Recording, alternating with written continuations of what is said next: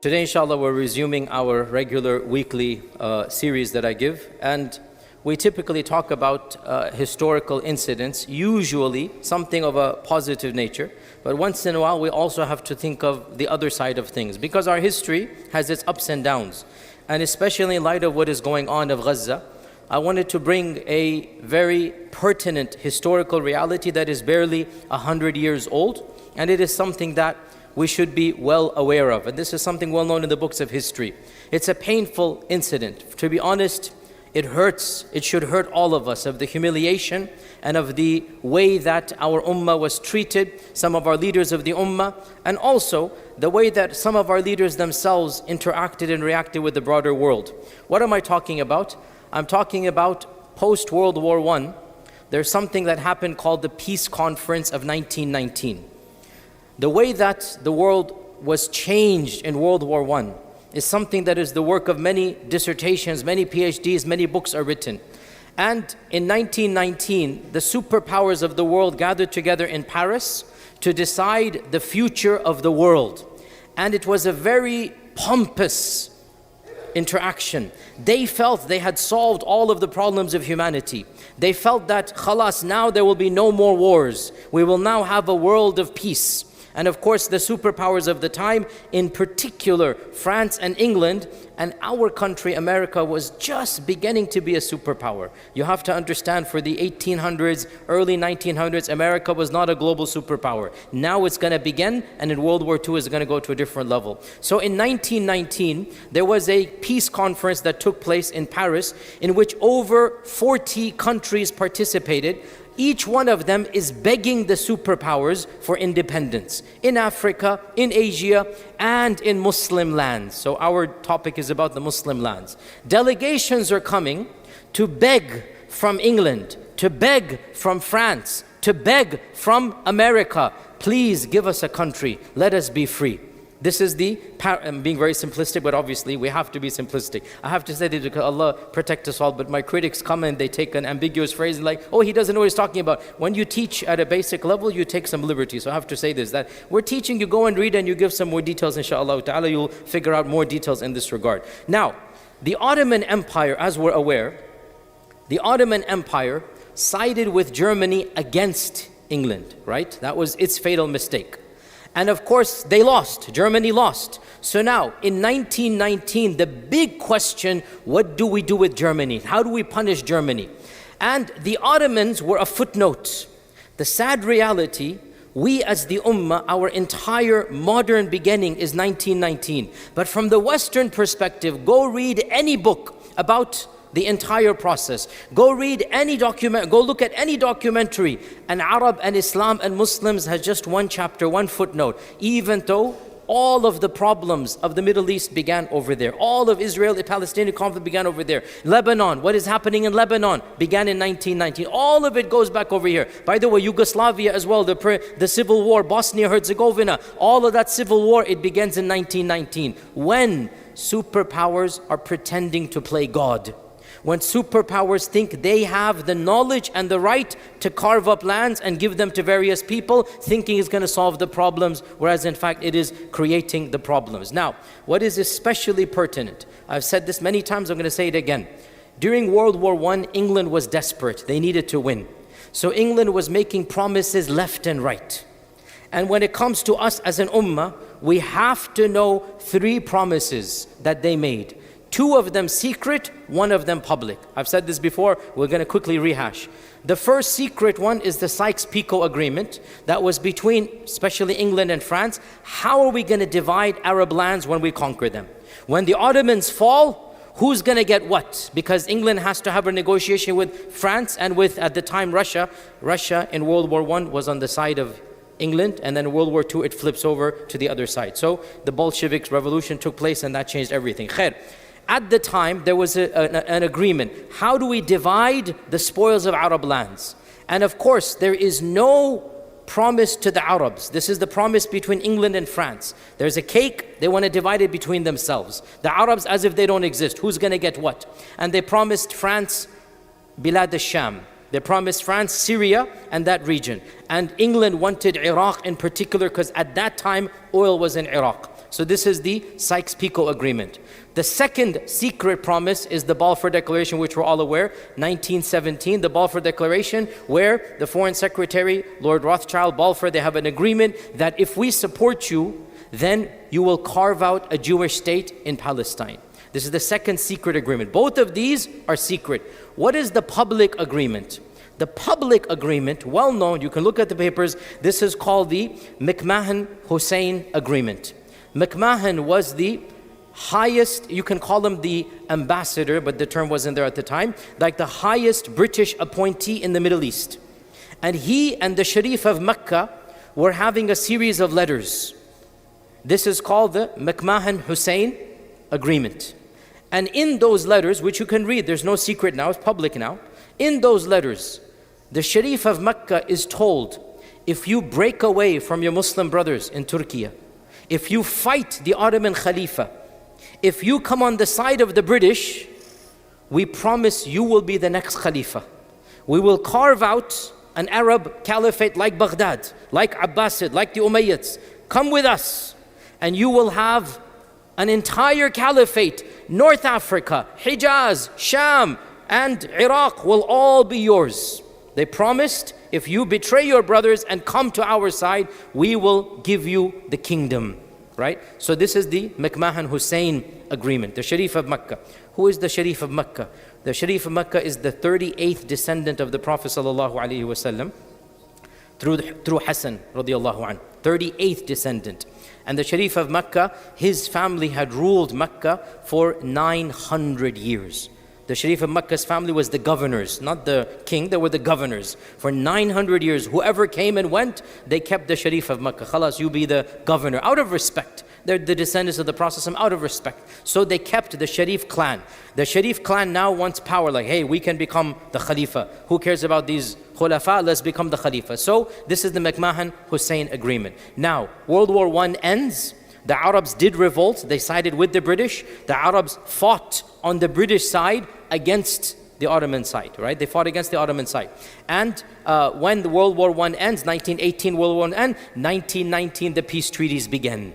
So now the pie is now going to be divided, right? Now the spoils of victory going to be divided. So a series of delegations came. And of them was one of the kings of the Sharif, one of the sons of the Sharif of Mecca. His story briefly we'll talk about today. And that son is Amir Faisal. Amir Faisal, not Faisal the king of the 70s, no. This is Amir Faisal, the son of the Sharif of Mecca. Okay, totally different person. Amir Faisal, the son of the Sharif of Mecca. So Amir Faisal leaves Mecca to go to Paris. And I want you to imagine, this person is the 39th descendant of the Prophet ﷺ. There's no question about this, his lineage is well known. He is great-great-great-grandson of the Prophet ﷺ. And now he's going to the Western superpowers to beg for his share of the prize. And this whole debacle, it hurts my heart to even imagine it, because it indicates the reality of our situation, even back then, even 100 years ago. This is 1919. On the way to Paris, he stops in London. And in London, and again, I'm going to tell you some very sad facts, guys. Don't get angry at me. This is history, you need to know this. And I'm not inventing this, go study it, this is well known. In London, who does he meet? He meets Chaim Weizmann, the founder of Zionist lobby. The founder of the person whose idea it was to create Israel in Palestine. Chaim Weizmann. Chaim Weizmann and Faisal were friends from back in the 20s, when he was in his 20s, back when he was in his 20s. They had met a few times and they were friendly terms. By the way, none of them spoke the language of the other. They met in a hotel in London, and there was one other person there. You all know his name, Lawrence of Arabia, T.E. Lawrence. And there they crafted another agreement. Again, this is not conspiracy. We have the physical copy. We have his signature on it. You can find it on Google and Wikipedia. You can look it up. And this is called the Faisal-Weizmann Agreement, between a descendant of the Prophet ﷺ and the founder of Zionism. Again, lineage means nothing, by the way. Lineage means nothing if you don't act it up to that. And what did they agree? They agreed, We will support each other's claims. I'll support your claim for having immigrants come from Europe of your background, as long as you support my claims for an independent Arab land with the conditions in the McMahon Agreement. What are the conditions? I get to be the king, right? So you scratch my back, I scratch yours. And this agreement was signed and ratified. Now, pause here, footnote, this is where it gets difficult. The problem comes, the only person who recorded what happened and told us the details is basically T.E. Lawrence. And we don't know, did Faisal fully understand the contract or not? There are those who defend him and say he didn't know English, which is true, and he didn't read the contract. And there are those that say, well, if you're going to sign a contract, especially of this nature, you had better know what you're doing. And there are those that then counter back and say, of course he knew, because in Arabic, in his handwriting, you can see this, you can find this on Google and Wikipedia. In Arabic, in his handwriting, he says, I will only agree to these conditions if the conditions that have been agreed upon about Arab independence are fully met. If those are not met, then none of these conditions are going to be met as well. So it does appear, very frankly, that he understood what he's signing. His signature is right there in Arabic, and he says in Arabic, this contract is only valid if I get what I was promised. If I don't get what I was promised, then nothing will be valid here. Now, to be precise, the contract didn't mention the land of Israel. It simply said, you will support immigration and you will give, not even the word independence, but you will let them rule over themselves, however it is worded, but no borders are demarcated. And in the contract, he also added, Faisal added, Muslim holy sites would be controlled by Muslims. The fact that he added that clause, to me, clearly indicates he knows what he's signing. Or else, why would you say, Bayt al-Muqaddas is going to be ours? Why would you say that if you didn't understand land is being given over? And one of the main criticisms is, who does he think he is to negotiate Palestine? And he is the son of the mayor of Mecca. That's what his actual position is. He's the son of the mayor of Mecca. Who does he think he is to negotiate Palestine? But in any case, this agreement is done. Then they travel to Paris. So far so clear, am I confusing anybody, right? From London, now they go to Paris. Why did they go to Paris? Because neither Chaim Weizmann nor Faisal have any power. Who controls the land? England. England is the victor. England has army based in Baghdad, based in Damascus, based in Palestine. England controls all of these lands militarily, and now they have to beg who's going to get what. Long story short, this is a very, very embarrassing episode. Faisal was disrespected, treated as if he didn't exist. His name was not put on the roster of guests initially. They refused him entrance until T.E. Lawrence begged and negotiated that no, you have to have him an audience. And he got, in all the months there, Germany got so many audiences, Japan, all of these countries got audiences, even Hawaii got an audience there. So many. Our guy, Faisal, he got maybe 20 minutes in front of the council. He begged Woodrow Wilson so many times to meet him. Woodrow Wilson agreed on the way out of his hotel lobby. 2 minutes, they shook hands there, and he presented his case. Woodrow Wilson did not even make a single promise. Like the amount of disrespect that he was given. Even though he thinks he's going to be the king of the Arabs, in reality, the West did not care at all about him. When he presented his case and he said, hey, you guys promised me and this and that, right? And so he's presented his case. Eventually, Chaim Weizmann presented the Balfour. Lord Balfour was there. Chaim Weizmann was there, right? And the French are saying, you promised us a Sykes-Picot agreement. Lord Balfour has a diary. And in that diary, he has a long paragraph, I'm not going to read all of it. In that diary, he says that we are in serious trouble now. We made too many promises and we cannot fulfill all of them. Now he realizes, 1919, like we are in serious trouble. Too many people are asking for the same thing and we have given too many promises in the last years. Whatever happens is going to be problematic. He predicted this reality, which was obvious to everybody. He predicted it in 1919. Eventually, France got its section of Syria. They carved out Lebanon. Lebanon was literally created as a gift to the France. I'm not trying to be disrespectful. I'm just being factual. Lebanon, where's our Ustad? He's not here. Okay, so he will tell you. He will tell you. It's not me. He will tell you exactly. This is the fact. Lebanon was created and carved out as a gift to the French to placate them. And Syria was given as a mandate to the French. England insisted on Iraq being, because Iraq had oil back then. England insisted, and then Transjordan, which is Palestine area, they said it should be given as a mandate. It should be neutral at the time, that no one person should have authority. And then I had gone over that history. Eventually England had to back out, and what happened. They just simply gave up over here. But here's the point. What did Faisal get? Nothing. Not even the crumbs falling from the table. Not even the crumbs falling from the table. By the way, not just Faisal. Sad reality. Every Muslim nation that came to that conference begging. This is a sad reality. What power did we have even 100 years ago? Even as for the Ottoman Khalifa, he was still alive. They weren't even given a delegation. You have no authority. You're the lost. We are going to dictate to you. Right? So the Ottoman Khilafah, which was still around 1919, did not even get representation in this conference. We don't care what you want. We're going to do what we want to do. Can you believe Indian Muslims sent a delegation on behalf of the Ottoman Khilafah? Literally. Indian Muslims had more concern.